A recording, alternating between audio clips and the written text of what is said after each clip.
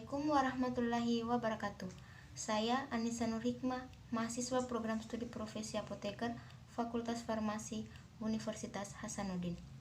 Di sini saya akan memberikan pelayanan informasi obat untuk pasien diabetes mellitus.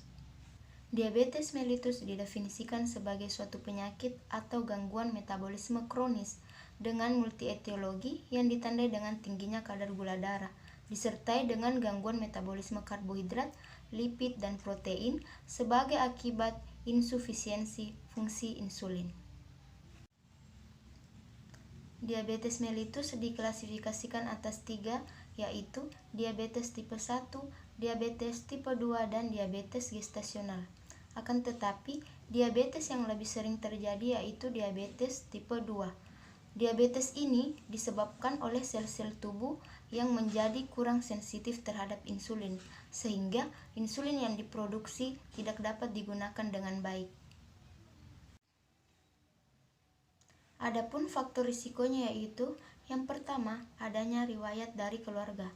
Kemudian, pernah melahirkan bayi dengan berat badan di atas 4 kg, selanjutnya obesitas atau berat badannya itu di atas 120% dari berat badan ideal, kemudian hipertensi atau di atas 140/90 mmHg, kemudian hiperlipidemia atau HDL-nya itu rendah atau kurang dari 35 mg/dl, dan yang terakhir atau faktor lain yaitu kurangnya olahraga serta pola makan rendah serat. Kemudian gejala klinis.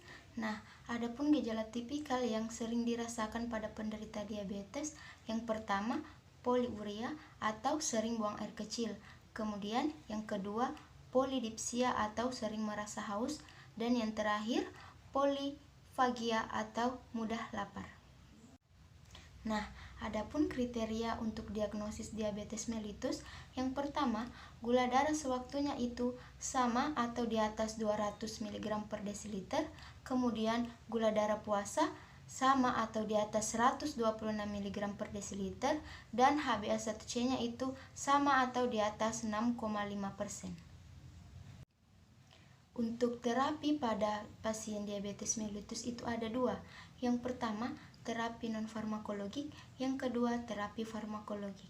Nah, pada terapi non-farmakologik, yang pertama itu ada terapi nutrisi medik, di mana pasien diabetes mellitus itu disarankan untuk mengatur pola makan dengan mengkonsumsi makanan seperti buah-buahan, biji-bijian, sayur, serta makanan rendah kalori dan lemak. Selain itu, pasien diabetes mellitus disarankan untuk mengganti asupan gulanya dengan menggunakan pemanis yang lebih aman seperti sorbitol. Selanjutnya, melakukan aktivitas fisik seperti sering berolahraga, dan yang terakhir edukasi pasien. Kemudian terapi farmakologik. Nah, terapi farmakologik di sini terdiri atas 2. Yang pertama, terapi dengan menggunakan insulin, kemudian yang kedua, terapi dengan penggunaan hipoglikemik oral. Nah, pada penggunaan insulin di sini terdiri dari beberapa. Yang pertama itu ada insulin kerja cepat atau pendek, yang kedua insulin kerja menengah, yang terakhir insulin kerja panjang. Kemudian untuk penggunaan hipoglikemik oral itu terdiri dari beberapa mekanisme. Yang pertama itu ada yang meningkatkan sekresi insulin seperti golongan sulfonylurea, kemudian ada yang meningkatkan sensitivitas insulin seperti golongan biguanid dan thiazolidinedione, kemudian ada yang menghambat absorpsi glukosa seperti DPP-4 inhibitor dan penghambat alfa glukosidase. Nah, adapun fakta mengenai penyakit diabetes mellitus yaitu 1 dari 3 orang yang menderita penyakit diabetes mellitus tidak menyadari bahwa dirinya memiliki penyakit tersebut. Nah, dapat kita simpulkan bahwa penyakit diabetes ini merupakan penyakit yang sulit untuk disembuhkan, namun mudah untuk dikendalikan.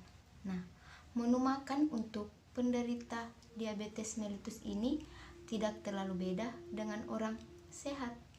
Prinsipnya yaitu 3J: jumlah, jenis, dan jadwal makan. Nah, sekian yang dapat saya sampaikan pada video ini. Semoga video ini bermanfaat. Wassalamualaikum warahmatullahi wabarakatuh. Tanya obat, tanya apoteker.